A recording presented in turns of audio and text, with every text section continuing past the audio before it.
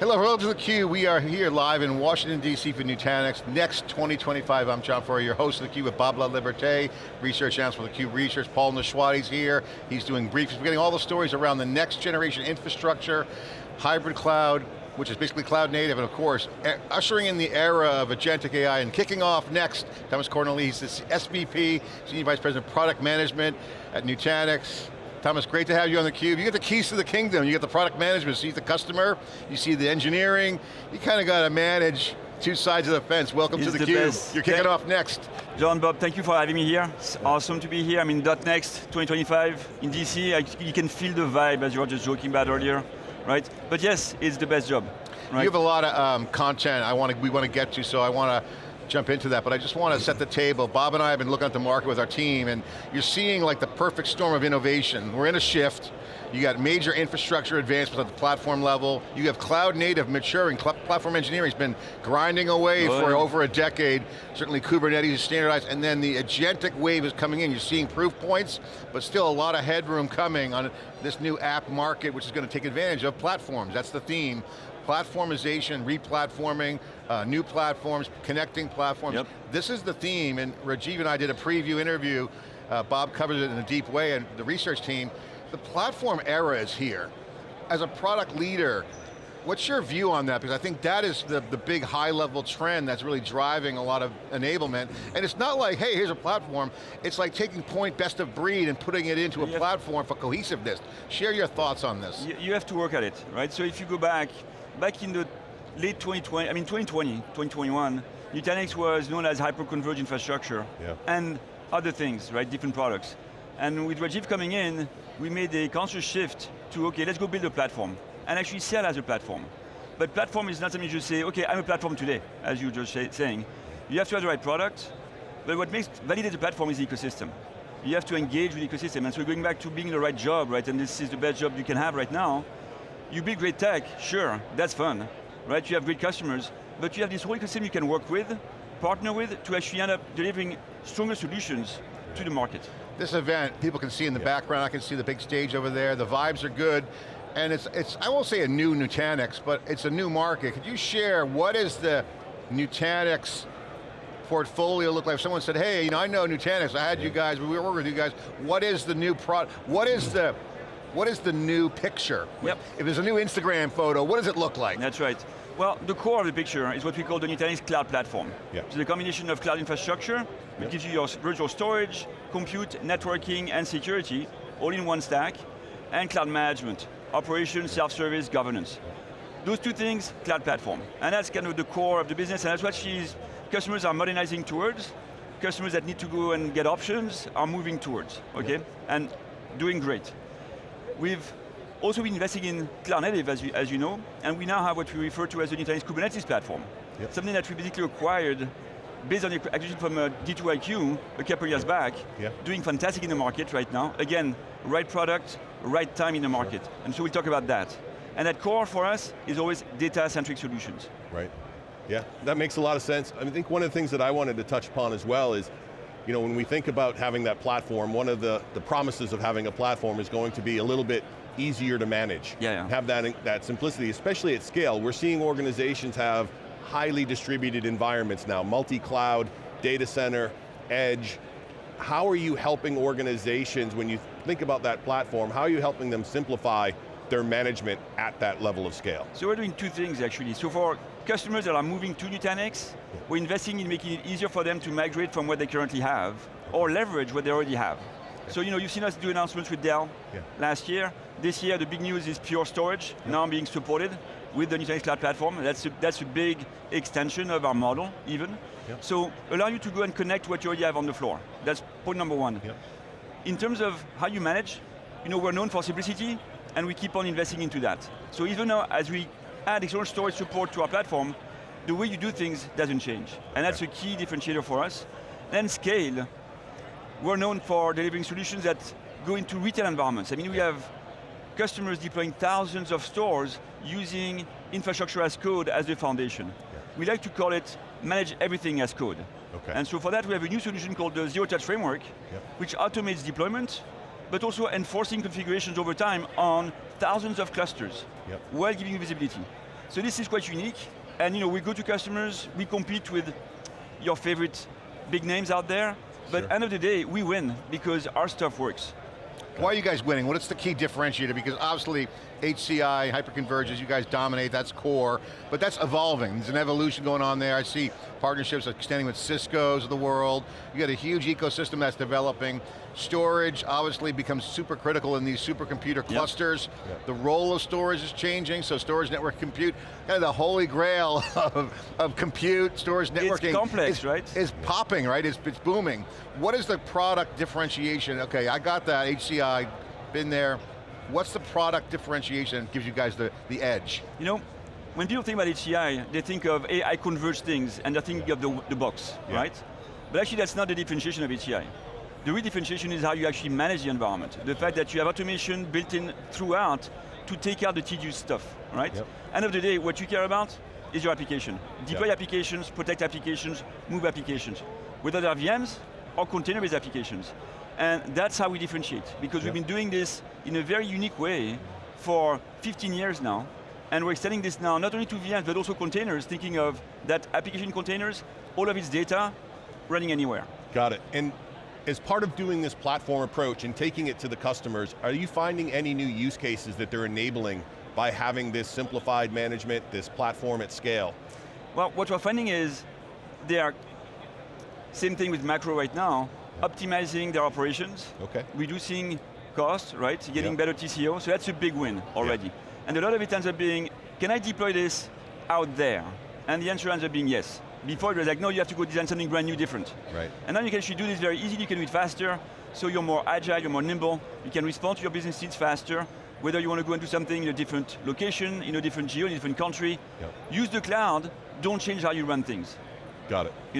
Yeah. The hybrid cloud bet, people who made the bet on hybrid cloud was a good call. It was. So if you're like on a product or you're going to, looking at a core, competency, hybrid cloud was a winning bet. Talk about the importance of why hybrid cloud was a good bet then, and what is that shaping into now, and what is it enabling, what's flowering out of the cloud native world? I mean, hybrid cloud then, and hybrid cloud to the bulk of it today still, ends up being about VM workloads, right? And we see customers that invested heavily into solutions like VMC, for example, the VMware Cloud from AWS. They need to migrate because of what's going on in the market and ecosystem.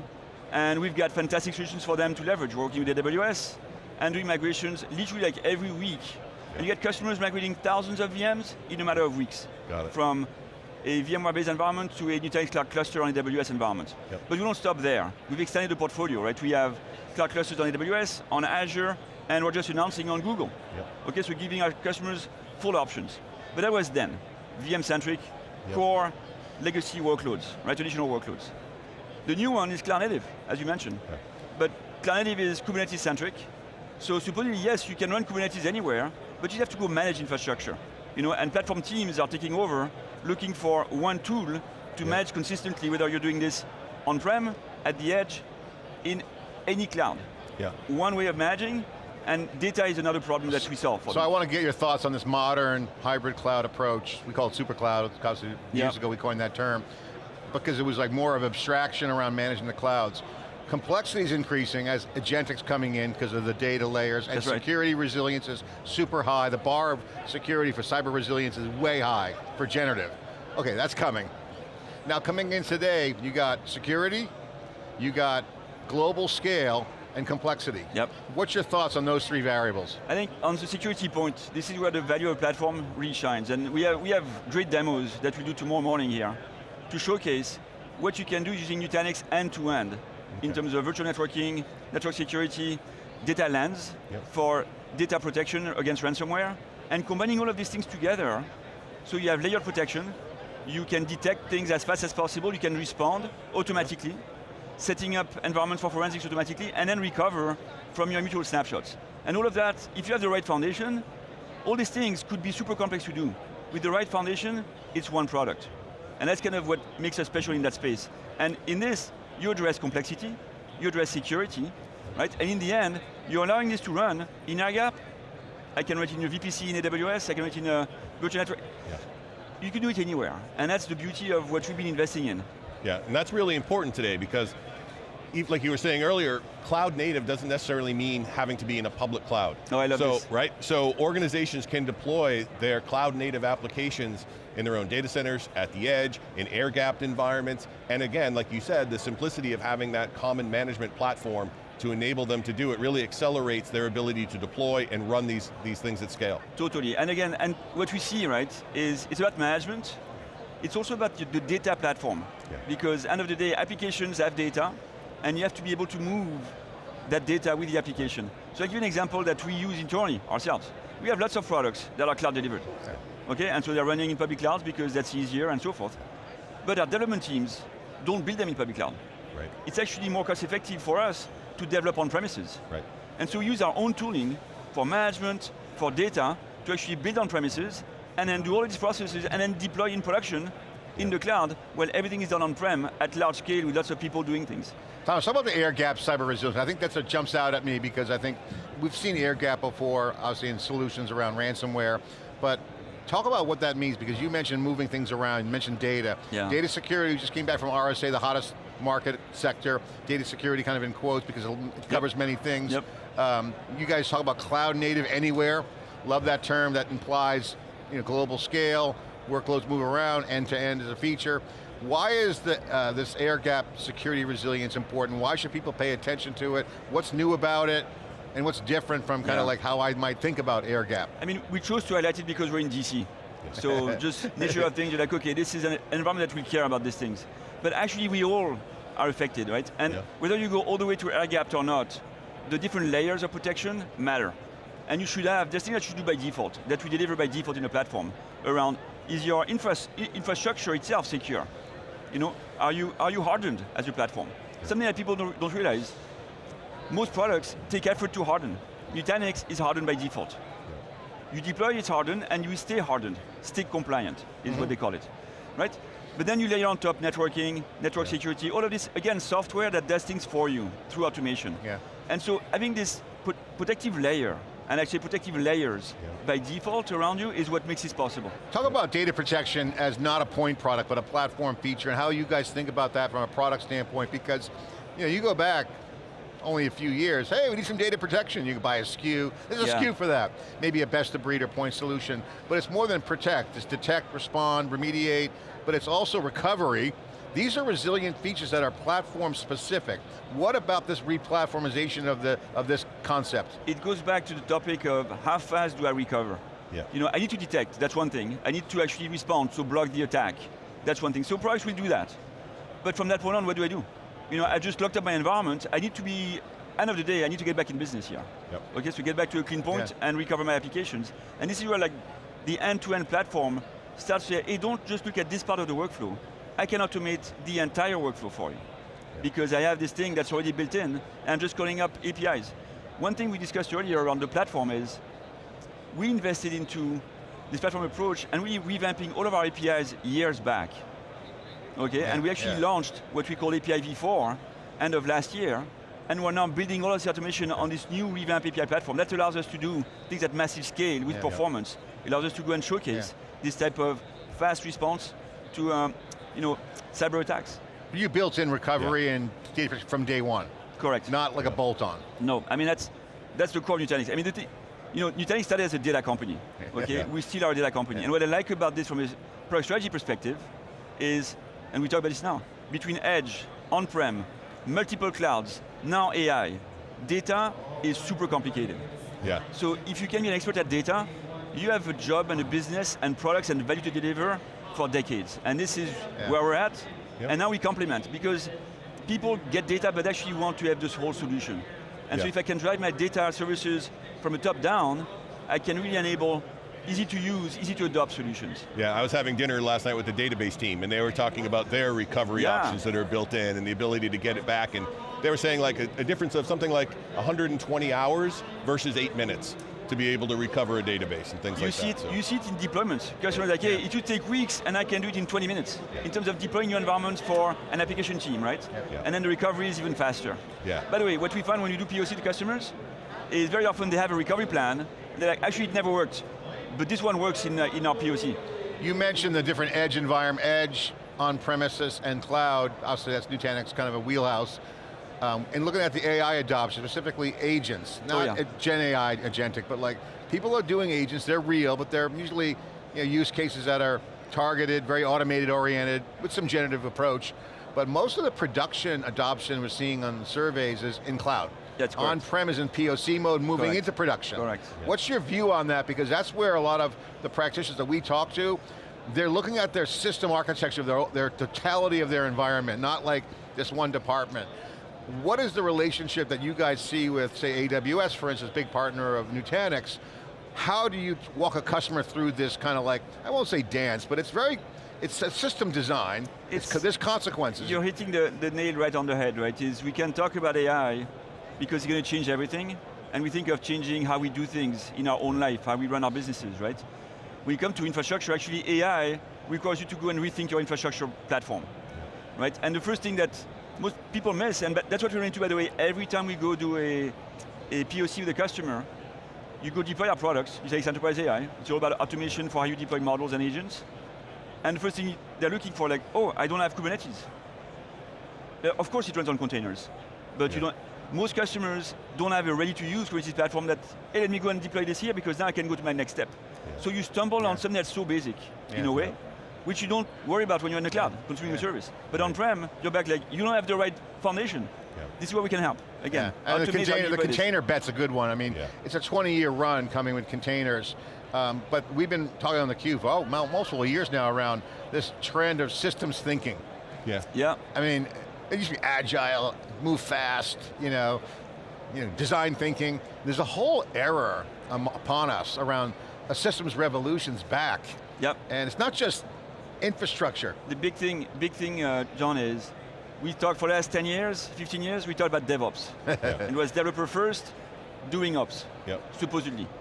Okay, I think over time, what ops people realize that actually developers don't do ops because that's not what they want to do. Okay, they want to develop applications. So somebody else has to go and take over. And you mentioned it earlier, right? Platform teams, right? Platform engineering. Now you have people that's my job to make sure that this Kubernetes layer and its platform services is maintained, up to date, secure, governed. And so, analysts talk about a second wave of Kubernetes because now you talk about Kubernetes for production. Not Kubernetes for development, where I just want to be on my own doing my thing. I need to run this production, and now I have to go and report back. I have governance policies, I have compliance, and now you need new tools. And this is where we come in with NKP, where we come in with our data It's like business as code. It's DevOps, it's business as code. But it is business as code, right? It's not just applications as code. Absolutely. All right. Well, I'm super excited for what you guys are doing. Again, the bigger trend that we are researching heavily is the platform engineering convergence, the nexus between analytics world, which is an operational framework, with platform engineering. There's going to be a nice layer, platform need. I call it a DMZ for business, which is the platform engineering teams tend not to kind of be the same persona as the analytics business logic. I mean, it's a whole different way. What's just your reaction to that? Because we're doing a lot of work in this area because if you put it together, you might have OpenStack. Right, so like two worlds, they need to coexist, but you don't really want to blend them. So what do we look at it? Smiling. Yeah, because for us, the way we look at it, we have our core buyers historically, we refer to them as the cloud admins. People that do that first layer of virtualization, from bare metal to servers, VMs, storage, and networking, cloud admins. On top of them, you get the team taking care of the Kubernetes layer and the platform services that will enable the apps. Those are the platform engineers. So there are two different teams today. But we do have environments where they're already merging.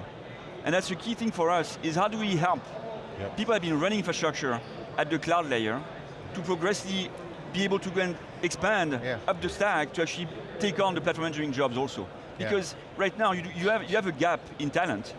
And the faster we can actually take people that understand infrastructure, understand operations, understand production, and make them able to go and do this for containers and Kubernetes anywhere, better it's going to be for all of us. Our opinion on this is very clear. We're opinionated on this. We may be wrong, but I don't think so. We believe that the platform engineering teams will set the pace of play because they're used to scale. Analytics, I mean, they scale data, but the data's not scaled yet. So I think data will scale on that side, but the platform engineers are doing the enablement at scale. What's your thoughts on that? It's enablement at scale, absolutely.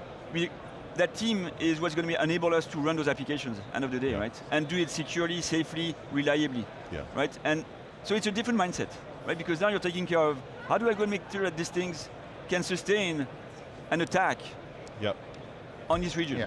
Yeah. We get calls all the time, Bob and I get calls on our team from your partners. They're all here, we go to their events, we see them at all the events. What's the partner ecosystem converting into? Because that's evolving too very fast. It's not just throw some APIs, be on the cloud. No. Because it's now a complex distributed computing architecture, there's now an ecosystem formula we're seeing where customers are leaning on partners to do, in some cases, operate. Correct. Yeah. So what is your thoughts on the modern ecosystem? Let's just call it modern ecosystem, I guess that's a word, but it's not really a word, but they have to do different things because data's involved, there's expertise, you got automation. What's your view on ecosystem? It's very rich. Yeah. Okay, and as we said earlier, like, lots of people here to help customers get to solutions. Customers want solutions, end of the day. If you can get solution as a service, in some cases even better. And that's something that you do with partners. First of all, is supporting the app and having the right application stack, the right solutions around it to protect the environment. Yeah. So those are people that will be certified on your platform. Again, we say, doing things in hybrid cloud, you have to do it in cloud, you have to do it on premises, and very often on premises is more complex. Because that's where you have to get the hardcore certifications done and so forth. Our differentiation, we've been at this for more than 10 years on the compute side, and so we have a very rich ecosystem of people certified on AHV, and that trend is accelerating in terms of people coming to us, getting certified on our platform because of market dynamics. So, and then you complement people, I want to be an SP. Again, macro dynamic. The amount of demand for sovereign clouds is exploding. We talked about AI. People want to do AI on premises. We see customers, mainly outside of the US. Like, I am doing AI on premises because I'm not putting in the cloud. Not right now. The crown jewels is the intellectual property, it's the data. The data, So, exactly, right? And I'm not going to be building my data in this cloud because I just don't trust it at this point. I'll wait. So I'm investing on-prem. And we have a lot of these engagements right now to deploy AI infrastructure for agentic AI on premises behind firewall, a lot of them in the EU, Middle East, Asia. And they need that blueprint, right? Because they don't necessarily have the skills and resources to understand it. That's so correct. you working with your partners to come together and say, here's the solution. And when you have the right infrastructure platform, everybody focuses on the value point. I don't spend time figuring out, do I have the right open source? It's there, it works, trust it, I'll take care of it for you. Focus on the app. Thomas, great to have you on. Great to kick off the event. Love the product angle. A lot more research and product coming together. Also, ecosystem coming into the product teams as well. Great insight on some of the things that you got going on there. And again, thanks for coming on theCUBE, appreciate it. Thanks for having me. I'll have one last word. The key theme of this conference, run anything, anywhere. I love the fact that we spend so much time on ecosystem, because that's exactly anything, and anywhere is all about Nutanix. Thanks for having me. Congratulations, great. Love the platform play. Of course, platforms are really critical for bringing in the AI because the data needs to be highly available, highly secure, and platforms are replacing best of breed point products to scale. Of course, we're bringing you all theCUBE everywhere, anywhere, here on theCUBE, here in Washington, DC. I'm Bob Laliberte. Thanks for watching. Awesome.